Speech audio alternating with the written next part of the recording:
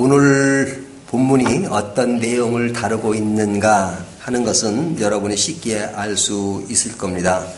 아이성을 점령하고 이긴 이야기입니다. 그래서 그 이긴 이야기를 어떻게 이야기하고 있냐면 저희가 지금 읽은 것처럼 23절에 보면 아이 왕을 사로잡아 여호수아 앞으로 끌어왔더라 그러죠. 이제 아이 왕을 상포했습니다. 그리고 25절을 보면 그날에 엎드러진 아이 사람들은 남녀가 모두 12,000명이라 12,000명이 지금 엎드러졌다 하는 말을 하고 있습니다. 그리고 28절에 보면 이에 여호수아가 아이를 불살라 그것으로 영원한 무더기를 만들었더니 오늘까지 항폐하였으며, 그러니까 아이성을 공격해서 완전히 승리했다 하는 것을 보여주죠. 그리고 이제 아이성 왕이 어떻게 되었느냐, 29절에 보면 그가 또 아이 왕을 저녁 때까지 나무에 달았다가 해질 때 명령하여 그의 시체를 나무에서 내려 그 성읍 어귀에 던지고 그 위에 돌로 큰 무더기를 쌓았더니 그것이 오늘까지 있더라. 아이 왕을 나무에 매달아 두었다가 이제 죽은 후에 내려서 돌무덤을 쌓았다 이렇게 말씀하고 있습니다. 그러니까 오늘 본문은 아이성 공격을 해서 완전히 점령하고 이겼다 하는 이야기를 하는 겁니다. 근데 이 승리가 어떤 기조 위에서 승리하게 되었느냐 하는 것은 이제 7장과 연결되겠죠. 저희가 읽은 8장인데 7장에 어떤 내용이 나왔습니까? 우리가 지난주에 그 7장에 대한 이야기를 보았는데 7장에서는 아이성에게 패배한 이야기가 나오죠. 그래서 7장 5절을 보면요, 뭐라고 말씀하고 있냐면 아이 사람이 그들을 36명쯤 쳐 죽이고 성문 앞에서부터 스바림까지 쫓아가 내려가는 미탈에서 쳤으므로 백성의 마음이 녹아 물같이 된지라. 여기서 말하는 백성은 누구예요? 이스라엘 사람이죠. 이스라엘 사람들이 아이성은 너무 당연히 이길 거라고 생각했는데 몇 명이 죽었어요? 36명이 죽었고 그다에서 그들의 마음이 녹아 물같이 되었다 이렇게 말하죠. 이 마음이 녹아 물같이 되었다는 것은 여리고 사람들이 그런 마음을 가졌었는데 지금 이스라엘 백성들이 그런 마음을 갖게 되었다. 왜? 아이성은 당연히 이길 것이라고 생각했는데 그들에게 진 것입니다. 그래서 이 진 상황을 보고 여호수아가 어떤 반응을 보여요? 7장 6절에 보면 여호수아가 옷을 찢고 이스라엘 장로들과 함께 여호와의 궤 앞에서 땅에 엎드려 머리에 티끌을 뒤집어 쓰고 저물도록 있다가 7절 이르되 슬프도소이다 주 여호와여 어찌하여 이 백성을 인도하여 여단을 건너게 하시고 우리를 아모리 사람의 손에 넘겨 멸망시키려 하나이까 하고 지금 한탄을 하고 있죠. 그러니까 8장 전에 7장은 이스라엘 백성들이 여리고는 이겼지만 여리고 다음에 아이성 공격에서 완전히 실패하고 패배해서 진 이야기가 나온 것입니다. 그러니까 진 이야기가 나와서 지금 어려움을 겪다가 8장에 와서 그 어려움을 극복하고 8장에 와서 이긴 이야기를 하는 겁니다. 그러니까 오늘 본문은 무슨 이야기예요? 그냥 이겼다라는 이야기로 끝나는 것이 아니라 졌었다. 하지만 지금은 이겼다 이거죠. 자, 그 전제가 뭐냐면 졌었다. 하지만 지금은 이겼다라고 말했을 때에는 뭘 전제로 한 거예요? 한 번의 실패가 있었다는 거죠. 한 번의 실패가 있었지만 그 실패를 극복하고 새롭게 도전해서 성공하게 되었다 하는 말씀을 하는 거잖아요. 그러니까 우리가 이 말씀은 승리한 기쁨과 승리한 내용을 마음에 담을 수 있지만 어떤 상황에서 승리의 기쁨의 메시지를 들을 수 있느냐? 과거에 내가 실패했지만 실패를 더듬고 승리한 것이니까 이 말씀을 받아들일 때 어떻게 받아들여요? 나도 패배할 수 있다. 나도 넘어질 수 있다. 나도 잘못될 수 있다. 하지만 잘못된 내가 있었다 할지라도 그것을 극복하고 어떻게 승리할 수 있을 것인가 하는 메시지로 받아들일 수 있는 거죠. 자, 그렇다면 우리가 이것은 여호수아 이야기는 이스라엘 백성이 가나안 땅을 점령하는 이야기지만 이 말씀이 오늘날 우리에게 주어진 것은 그때 그 상황으로 돌아가는 건 아니죠. 그것은 이미 지나간 역사니까요. 이 말씀을 우리들이 받아들여야 되는 거잖아요. 또 우리들에게 적용해야 되는 거잖아요. 그렇다면 우리들이 생활 가운데 실패하는 것이 무엇일까? 패배하는 것이 무엇일까? 하는 것들을 점검해야 되겠죠. 자, 어떤 면에서 우리는 패배하고 실패하죠? 특별히 신앙적 관점에서 실패할 때가 언제입니까? 우리가 대체적으로 어떤 상황에서 실패하게 되냐면 환경적인 상황에서, 환경 속에서 패배할 때가 많지요. 어려운 환경이 다가오면 뭐에 빠져요? 좌절감에 빠지죠. 어려운 환경이 왔어요. 그거를 쉽게 극복할 수 있으면 괜찮은데 극복이 안 돼요. 극복이 안 될 때는 다른 도리가 없잖아요. 하나님께 기도하는 수밖에 없죠. 그러면 하나님께 딱 기도를 했더니 기도를 듣는 순간에 그것을 척척 들어주면 얼마나 좋겠어요? 기도를 해보니까 되던 적이 많던가요? 안 되던 적이 많던가? 솔직하게. 그렇죠? 기도하면 딱딱 그냥 내가 기도한 대로 다 이루어진다 그러면 아마 교회 사람들이 넘칠 겁니다. 그리고 예수 믿는 것이 최고의 가치로 알 겁니다. 하지만 아직도 예수 믿지 않는 사람이 더 많아요. 그렇죠? 그 사람들의 기본적인 그 종교심이라고 하는 건 뭐냐면 내가 필요할 때 다 되어지는 것을 종교로 생각할 때가 많아요. 근데 예수를 믿고 와도 뭐 기도한다고 다 되는 것도 아니대. 뭐 이렇게 말하잖아요. 실제로 우리 생활하는 데 있어서도 기도해도 될 때도 있지만 안 될 때가 많잖아요. 그러니까 그 어려운 상황 속에는 뭐 이것저것 잘 보이지가 않을 때가 많아요. 그러니까 모든 일이 더욱더 어려운 쪽으로 들어가고 어둠의 계곡으로 들어가게 될 때면 굉장히 근심하게 되죠. 그리고 걱정하게 되죠. 그리고 어떤 현실적인 불안에 쌓여서 굉장히 힘들어 하잖아요. 그러니까 힘든 상황에 하나님께 부르짖지만 그래도 잘 되지 않을 것 같을 때 오는 그런 패배감, 그런 어려움들, 그런 슬픔, 그런 좌절 이런 것들이 나를 지배할 때가 많단 말이죠. 그러면 신앙적으로 어떻게 돼요? 굉장히 깔아앉게 되죠. 깔아앉게 돼요. 얼굴에 수심이 가득하고 어둠이 가득 차고 불만이 가득 차고 그리고 그 어려움을 헤어나지 못하는 두려움과 걱정이 가득 찬단 말이죠. 이것이 뭐예요? 환경 가운데 겪는 어려움들, 패배감 이런 것들이잖아요. 또 환경 속에서만 그러나요? 우리가 인간 관계나 하나님의 관계 속에서도 늘 그렇잖아요. 하나님의 관계가 잘 되는 사람도 있지만 어떤 기간 동안에는 하나님의 관계가 잘 이루어지지 않을 때가 있어요. 예배를 드려도 예배 가운데 하나님을 발견할 수가 없고 기쁘지도 않고 또 예배 드리는 것도 그렇게 뭐 즐겁지도 않고 말씀이 들어오지도 않고 기도는 하기 싫고 그럴 때가 있지 않아요? 모든 것이 그냥 어떨 때는 뭐 교회도 가기 싫을 때가 있고 그러잖아요. 그런 마음이 있단 말이죠. 죄에 대한 무감각에 있어서 그냥 죄와 그 같은 길을 계속 가고 그것에 대한 어떤 무감각으로 이것이 뭐가 문제인지를 모르고 계속 그 길을 갈 때가 있잖아요. 사람에 대한 불만이 있고요. 그리고 하나님을 바라보기보다는 이 문제를 해결하는 것은 사람만이 해결해 줄 수 있다고 생각할 때도 있고 자기 욕심에 사로잡힐 때가 있고 하는 등등 여러 가지 어려운 상황이 나를 지배합니다. 하나님은 도무지 계시는 것 같지도 않고 하나님이 모든 것을 도와주시는 것 같지도 않고 차라리 하나님의 이름을 부르는 것보다는 옆에 사람이나 또 다른 곳에 의존하는 것이 낫다라고 생각할 때가 있습니다. 그러니까 예배로부터 멀어지고 기도로부터 멀어지고 말씀으로 멀어지고 그리고 어떤 말씀을 들어도 들어오지 않고 그냥 수심과 걱정과 불만 속에 있을 때가 있잖아요. 이것 같은 상황이 있을 때 뭐 한다 그래요? 우리는 신앙적으로 침체가 왔다 이렇게 말하는 침체. 그래서 침체가는 책들을 많이 써요. 영적 침체, 신앙적 침체. 마틴 로이 존스 목사님도 영적 침체라는 책을 썼는데요.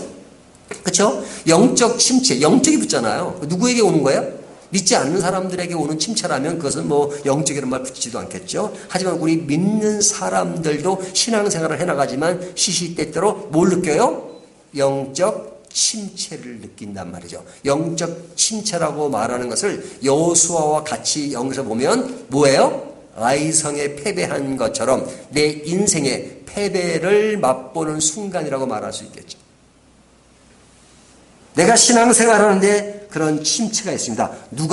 누구에게 이런 침체가 있는가? 우리 모두에게. 그렇죠? 어느 누구도 예 없이 우리가 항상 승리만을 하면 좋겠지만 그러나 어떤 누구도 늘 승리만을 장담하고 살 수가 없어요. 왜? 인간의 나약함 때문에.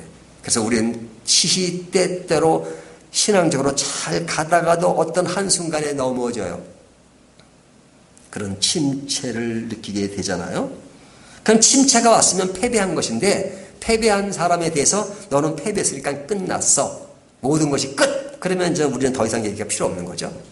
하지만 성경을 보면 우리의 나약함을 아시는 하나님께서 우리가 믿음 생활을 잘하고 공적으로 나갈 때도 있지만 그러지 못하는 우리를 보시면서 야, 너는 왜 그거밖에 안 되느냐? 이렇게 말씀하시는 것이 아니라 그런 우리들의 손을 잡아주세요. 그리고 그 어려움부터 헤어날 길을 마련해 주세요. 그래서 우리 어려운 자에게 뭐라고 말씀하세요? 수고하고 무거운 짐진 자들아, 짐진자들아. 짐을 졌다는 건 뭐예요? 내가 굉장히 어려운 상황에 놓여 있잖아요. 다 내게로 오라. 내가 너희를 편히 쉬게 하리라. 이렇게 말씀하시죠. 내가 너희를 편히 쉬게 하리라. 그건 누구에게 하시는 말씀이에요? 내가 너희가 어려운 줄 안다. 그러니까 어려운 너희들에게 다시 일어날 수 있는 길을 주신다라고 말씀하시는 거잖아요. 여러분, 성경은 그런 이야기들이 참 많습니다. 빌립보서를 보면 사도 바울이 빌립보서를 어디서 썼죠? 감옥에서 썼잖아요. 굉장히 힘들고 어려운 상황입니다. 그런 상황에 빌립보 교회를 향해서 뭐라고 얘기한 겁니까? 한마디로 하면 기뻐하라 그러잖아요. 야, 이것은 기쁨의 책이구나. 그렇게 볼 수 있지만 사실은 그 내막은 뭐예요?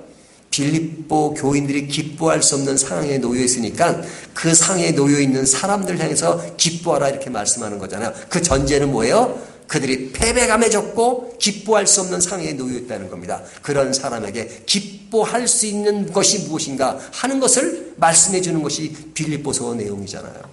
그러니까 하나님은 우리 성도들이 어려운 상황 속에, 힘든 상황 속에, 위기 상황 속에, 넘어진 상황 속에, 좌절하고 있는 상황 속에, 슬픈 상황 속에, 고독한 상황 속에 있는 우리들을 외면하지 않으시고 우리를 아시는 분이라 이거죠. 그런 사람들에게 하나님은 다가오세요. 사람들이 언제가 가장 고독합니까? 나 혼자 된 마음, 혼자 된 기분, 내가 어떤 어려움을 겪을 때 이것은 나 혼자만이 겪는 것처럼 생각할 때가 있잖아요. 사람들이 나를 보는데 눈을 마주치지 않고 그리고 한마디는 하지만 나와는 전혀 동떨어진 그런 느낌으로 다가올 때 더욱더 큰 고독을 느끼잖아요. 근데 어떤 사람이 그런 얘기를 하더라고요. 자기가 진짜 외로울 때가 있었대요. 사람들이 자기를 외면하고 너무 무시하고 그런데 어떤 한 사람이 나타나서 자기 눈을 똑바로 쳐다보고 미소로 쳐다보면서 자기와 아주 가깝게 이야기해 주는 것을 보고 자기는 그때 힘을 얻었다 하는 이야기를 하더라고요. 사람이 사람을 대할 때 눈을 바라보고 그 사람을 진정 위하는 눈으로 진짜 생각하는 마음으로 보는 것, 그것이 그렇게 위로가 되었다. 그 사람이 그렇게 큰 말을 하지 않았음에도 불구하고 그것이 위로가 됐다라는 것을 제가 오늘 아침에 무엇을 보다가 봤어요. 근데 하나님이 우리가 어려울 때 그런 시선으로 바라보시죠. 그런 시선에 대한 얘기가 잘 나오는 것이 뭡니까? 베드로가 예수님을 배반하고 그리고 주님을 바라볼 때 주님과 시선이 마주쳤어요. 예수님과 시선이 마주쳤어요. 그때 예수님이 베드로를 어떤 시선으로 바라보셨을까요? 이놈아, 날 배반해? 이놈! 뭐 그리고 쳐다보셨겠어요? 예수님이 얼마나 자비로운 눈으로 베드로를 쳐다보셨겠어요? 그래, 네가 지금 나를 배반하고 지금 나를 저주하고 그랬지. 하지만 내가 너를 알아. I know. 그러면서 그 무언의 언질 속에, 시선 속에 이런 거지. 베드로, 힘을 내. 지금은 내가 어려운 상황에 놓여 있지만 그러나 모든 일이 잘 될 거야. 이 과정을 우리가 거쳐야 되니까. 이 과정은 힘들고 이 과정은 어렵지만 이 과정을 넘기면 진짜 좋은 날이 나올 거야. 그러니까 힘내. 용기를 내. 자신감을 가져. 뭐 그런 눈초리가 아니었을까요? 그 하나님 예수님의 자비로운 눈초리를 보고 베드로는 정말로 많은 것을 담았을 겁니다. 아마 베드로가 사도행전을 그렇게 사도로서 그 역할을 했을 때 그 예수님의 시선은 결코 잊지 않았을 거예요. 예수님의 시선. 근데 우리가 어려울 때 하나님이 우리에게 다가오시는 것은 예수님이 베드로를 바라보신 것처럼 우리의 모든 상황과 정황을 바라보시고 우리의 손을 잡아주시는 분이십니다. 우리의 손을 잡아주시는 분.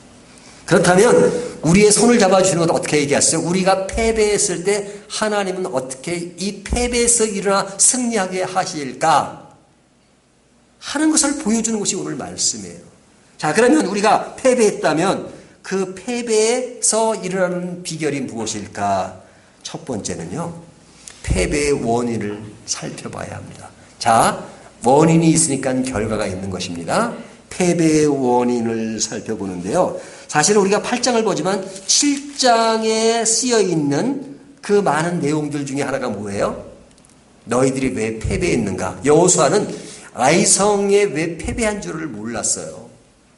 근데 하나님이 알려주시죠. 너희 패배는 아간의 범죄로 인하여 패배가 되었다. 아간의 범죄. 그래서 아간의 범죄를 해결하기 위해서 어떻게 하라고 말씀하시고 그 말씀을 들은 이스라엘 백성들이 그 말씀을 따라 아간의 문제를 처리하잖아요. 그러니까 그 어려운 문제를 해결한 겁니다. 근데 이전에는 이들이 사실은 아가성에 진 이유 중에 하나는 아간의 범죄와 더불어서 뭐가 있느냐. 그 전에 아가성 패배 전에 뭐가 있었죠? 여리고성에 승리한 게 있잖아요. 여리고성의 승리는 어떻게 승리했어요? 1번 핵으로, 2번 총칼로, 칼은 들어갑니다. 3번 믿음으로. 물론 총칼로 믿음이 들지만 사실 그들은 총칼을 들지 않았어요. 칼을 들지 않았어요. 그렇죠? 그냥 여리고성을 빈민 동고잖아요. 하루에 한 바퀴. 그 다음에 7째 되던 7바퀴를 돌잖아요. 마지막 때 함성을 지를 때 여리고성이 무너졌습니다. 근데 그 성이 무너지는 과정 속에 뭐가 있었냐? 여호수아는 늘 하나님의 말씀에 집중했어요. 말씀. 그러니까 하나님의 명령한 대로 했어요. 하나님이 그렇게 하라고 하니까 하는 겁니다. 여호수아가 작전을 짜고 이렇게 하면 되겠다고 해서 여리고성을 돈 게 아니라 하나님이 돌라고 하니까 돈 겁니다. 그렇게 하라고 말씀하시니까.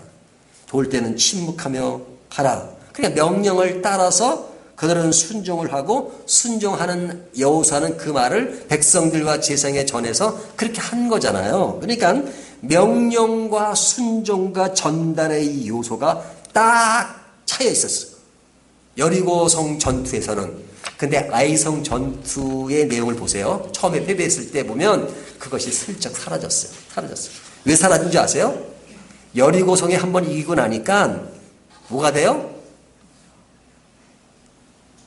시각장애인이 돼요.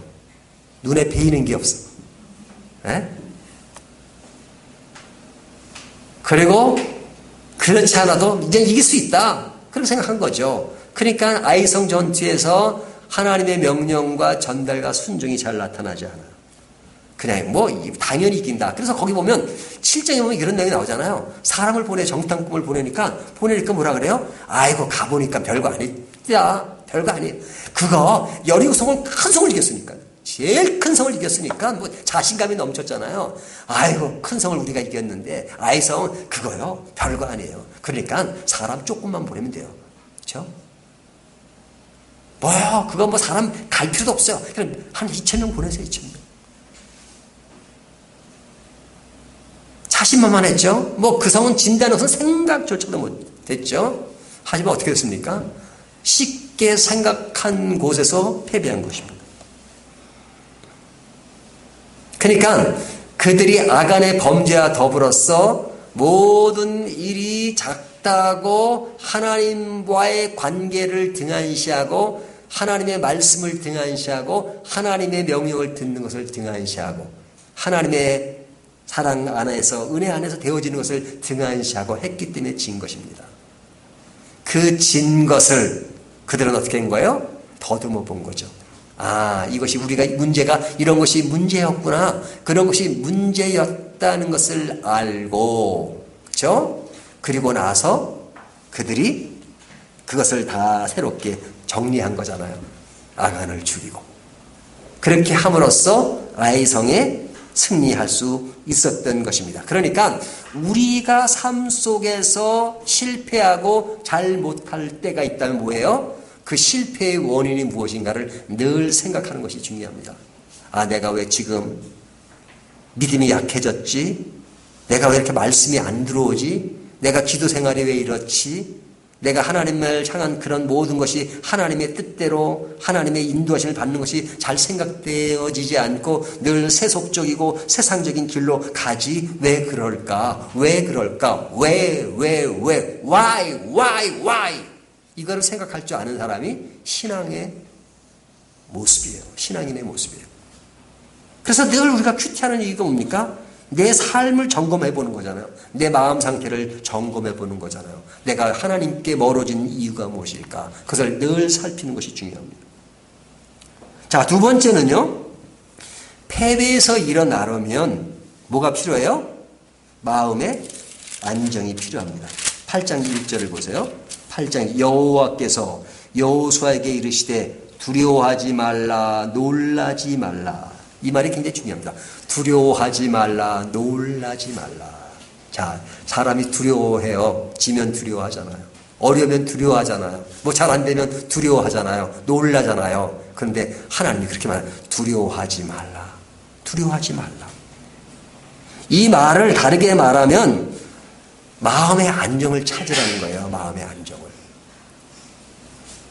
우리가 마음의 안정을 찾지 못하고 감정적이 되면 어떻게 됩니까? 분노가 일어나고 패배가 일어나고 늘 분노 속에 살게 되면 어떻게 되는지 아십니까? 그냥 모든 일이 정상적으로 잡히지가 않아요. 정상적으로 보이지가 않아요. 사실 저는 우리나라가 굉장히 지금 분노 속에 사로잡혔다 그래요. 정치적인 분노, 또 어떤 환경적인 분노, 뭐 이렇게 많이 나눠졌어요. 분노가 많아요. 자기 이기적인 것이 많고 그러다 보니까 내가 기준이 되고 내 뜻대로 안 맞으면 분노하고 쉽게 분노를 잘해요. 참을성도 많이 줄어들었고 우리는 너무 승리해야 된다는 세상적인 승리에 너무 도취되어서 승리하지만 인생 끝난 것처럼 생각할 때가 많잖아요.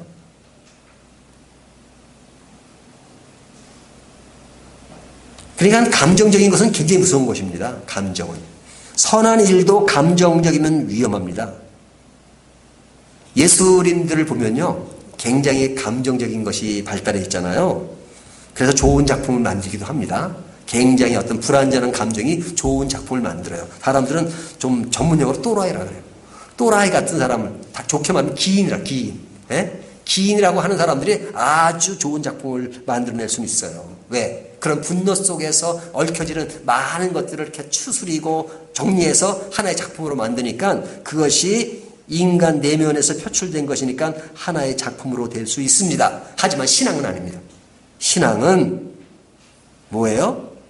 불완전한 감정에서 바른 감정을 갖는 것입니다. 그래서 우리에게 주시는 말씀 중에 가장 큰 말씀 중에 하나가 뭐냐면 기뻐하라.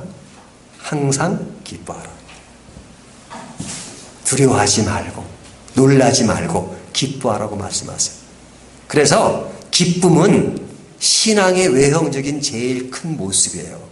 내 삶에 기쁨이 없다. 예수를 믿는데 기쁨이 늘 없어요. 그러면 그건 신앙에 문제가 있는 겁니다. 그러면 원인을 찾아야 돼요. 내가 왜 삶 속에서 기뻐할 수 없을까? 내가 왜 이렇게 불안할까? 내가 이렇게 초조할까? 우리의 초조와 불안과 그런 것은 뭐예요? 죄의 문제에서 오는 거잖아요. 그러니까 내가 궁극적인 구원의 문제 속에서 자유함을 누리고 있는가? 또 그것이 해결됐다고 생각하면 내가 왜 이렇게 불안한가? 초조한가? 왜 이렇게 분노 속에서 헤어나지 못하는가? 그거 생각해야 돼요. 반드시 원인이 있을 것입니다. 심리학에서는 그런 것들을 임시적인 치료를 통해서 뭐 하지만 그런 거 말고 정말로 궁극적인 치유가 무엇일까? 죄의 문제를 생각하는 것. 또 내가 마음이 불안정한 것이 무엇일까? 안정을 찾는 것. 이것이 굉장히 중요합니다. 그래서 저희가 목사 안수 받을 때요, 제일 중요하게 생각하는 게 뭐냐면 인터뷰 하잖아요, 인터뷰. 그 사람이 정서적으로 불안한 사람들은 아무리 모든 조건을 다 갖추고 있어도 목사 안수를 안 해줍니다. 정상적인 인터뷰를 하면. 왜냐면 그럴 때 문제를 많이 낳기 때문에 그래요. 자, 세 번째는요, 패배에서 일어나려면 그릇된 고정관념에서 벗어나야 합니다. 우리 인간이 가지는 그릇된 고정관념이 많습니다. 자, 신앙에는 변해야 할 것과 변하지 말아야 할 것이 있습니다. 자, 변해야 될 것과 변하지 말아야 될 것. 어떤 것은 변하지 말아야 돼요? 신앙의 본질은 변하지 말아야 돼요. 하지만 신앙생활은 발전하고 변해야 합니다. 지금 아이들이 엄청 많이 변했잖아요. 저희 어렸을 때 저희와 지금 아이는 다른 시대가 다르잖아요. 상황이 다르잖아요. 분위기가 다르잖아요. 근데 지금 한 초등학생 보고 옛날에 그냥 우리나라가 그냥 판자집성이 때 그때 상황을 얘기하면서 그러면 애들이 못 알아듣죠. 상황이 됐으니까.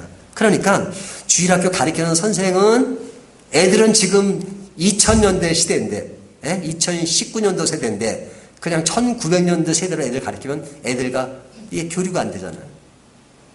그러니까 신앙의 본질은 변하지 말아야 되지만 시대가 변하고 문화가 변하면 변해야 합니다. 그렇죠? 그래서 바른 신앙일수록 시대의 변화를 늘 직시해야 돼요. 여러분, 우리가 지금 예배드리는 이 형태가 옛날에도 아주 초대교회도 똑같은 예배가 아니에요. 시대에 따라 계속 변해왔어요. 옛날 초대교회로 들어가면 어떻게 될 것 같아요? 아마 여러분 질릴 겁니다. 그렇죠? 예배를 한 6시간, 7시간, 8시간 드린다면 어떻게 될까요? 지금 1시간 드린다서 한 2시간만 넘어도 난리가 날 겁니다. 제가 아는 어떤 자매랑 이야기를 하다가 교회를 나가는 자매였는데 자기 어머니가 그렇대요. 지옥이 있고 천국이 있는데 야, 지옥이 얼마나 무서운 줄 아냐. 지옥에 가면 늘 불이 써가지고 그냥 뜨거워가지고 물 한 컵 먹고 싶은데 물을 먹을 수가 없어. 그 지옥은 그런 거야. 그러니까 진짜 엄마 말 듣고 지옥 가긴 싫더래요. 근데 그 다음 얘기가 뭐냐. 엄마가 천국은 얼마나 좋은 줄 아냐. 천국은 그냥 자나 깨나 늘 예배만 드려. 늘 예배만 드려. 그랬대요. 그러니까 맨날 하루 예배만 드려요? 아유, 차라리 지옥이 낫겠네. 뭐 그랬다는 얘기를 듣고 제가 없은 적이 있었는데요. 그쵸? 옛날 청교도들은요, 뭐 단어 2개 가지고 막 8시간, 9시간 설교하고 그랬어요. 지금 만약에 8시간, 9시간 설교한다면 어떻게 되겠어요?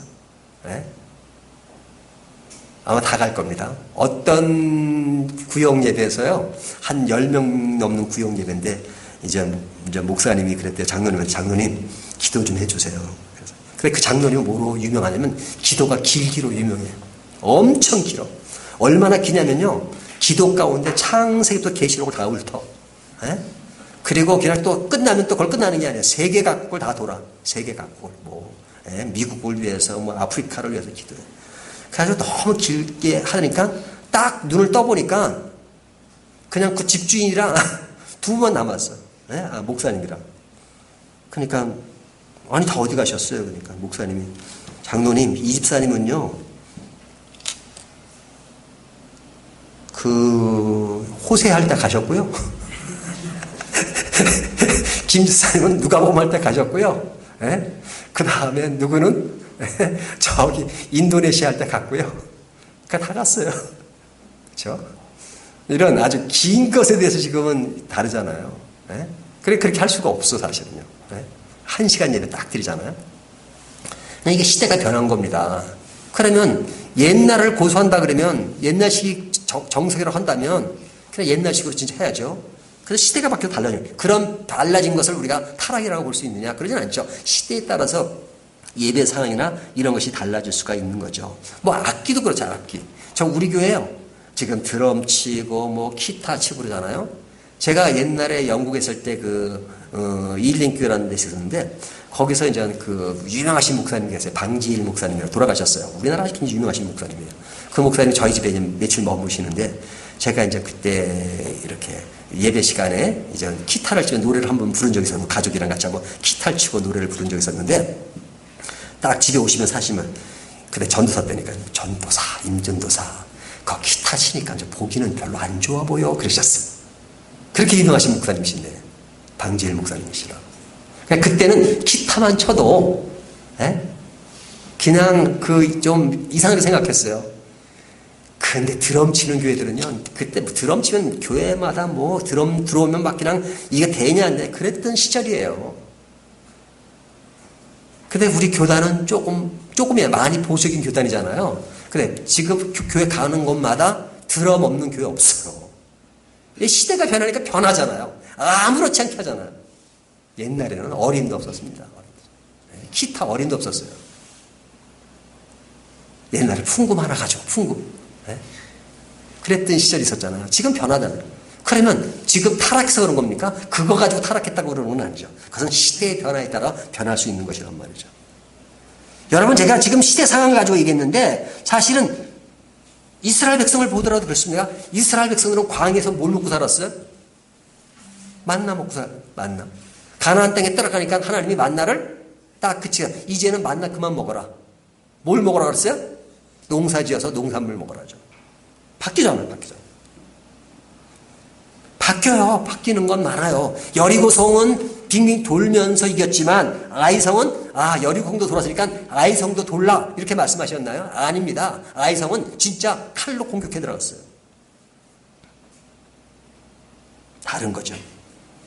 아이성을 공격할 때는 나중에 전략을 짜서 얼마가 동원됐어요? 3만 명이 동원됐어요. 3만 명이. 군사 3만 명이. 3천 명 보냈다 큰 코 다쳤죠. 그러니까 한번 지고 나니까 안 되겠다. 3만 명을 보내요. 그리고 2만 5천 명은 그냥 어떻게 해요? 딱 숨어 있어요. 복병 5천 명을 두고 이렇게 하잖아요. 그렇게 가지고 이겼잖아요. 그러니까 변해야 될 것이 무엇인가 변하지 말아야 될 것 무엇인가 하는 게 중요합니다. 변해야 될 것을 변하지 말아야 된다면 뭐가 되는 거예요? 고리타분하게 되는 거죠. 사람이 숨 막힌 사람들 있어요. 숨 막히는 사람들. 그냥 저 융통성이 없어요. 그 뭐예요? 변해야 될 것을 변하지 않는 것이. 진짜 변하지 말아야 될 것은 변하지 말아야 돼요. 근데 변해야 될 것을 변하지 않는 사람이 진짜 변하지 말아야 될 것 변하는 경우도 많더라고요. 그러니까 분명한 융통성이 중요합니다. 목숨 걸 일에 목숨 걸고 목숨 걸지 않을 일에 목숨 걸지 말아야 합니다. 이것이 뭐예요? 고정관념에서 벗어나는 것이죠. 이 고정관념이 우리를 지배하면 늘 패배 가운데 빠질 수밖에 없어요. 자, 하나를 더 말씀드리면요. 패배에서 승리하려면 패배에서 일어나서 재도전을 해야 합니다. 한번 패배했다고 주저앉아버리면 끝이에요. 말씀 안에서 우리의 삶과 목표를 다시 한번 정리하고 점검해서 다시 일어나야 됩니다. 그리고 버릴 것은 버리고 할 것은 할 결단해서 다시 일어나야 하는 것입니다. 영원한 것에 관심을 갖고 넓은 시각을 가지고 가장 중요한 하나님의 말씀과 기도가 하나님의 교제로서 다시 모든 것을 확인하고 그리고 나아가야 합니다. 이것이 지속돼야 성숙한 그리스도인이 되고 승리하는 그리스도인이 될 수 있습니다. 패배한 우리들에게 하나님은 오늘도 말씀하십니다. 두려워 말라 격려하십니다. 여러분 지금 패배를 느끼시고 계십니까? 그런 가운데 있습니까? 그러면 하나님이 이렇게 말씀하십니다. 두려워 말라. 우리를 격려하십니다. 그리고 일어날 방법을 알려주십니다. 그리고 승리를 약속하십니다. 하나님은 과거를 묻지 않으세요. 너 과거에 몇 번 패배했으니까 이제는 안 돼. 그렇죠? 여러분 이게 선수들은요. 몇 전 몇 패 이런 거 따지잖아요. 그러니까 보면 무패면 굉장한 선수가 아니죠. 하지만 하나님은 그런 걸 따지지 않으십니다. 과거를 묻지 않으세요. 내일만을 향해 말씀하세요. 우리가 이런 것을 알았으면 두려워 말고 다음 대에 일어나서 도전하는 것, 이것이 믿음의 길입니다. 믿음의 승리 생활입니다. 이 승리 생활을 함께 이루는 저와 여러분 되시기를 주님의 이름으로 축원합니다.